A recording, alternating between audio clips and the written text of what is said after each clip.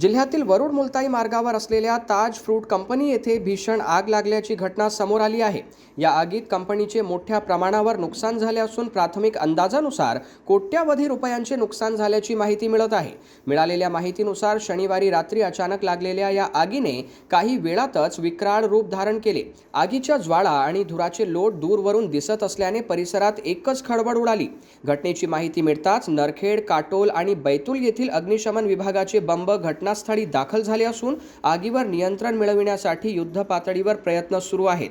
दरम्यान घटनेची गंभीरता लक्षात घेता पोलिसांनी घटनास्थळी तगडा बंदोबस्त ठेवला आहे।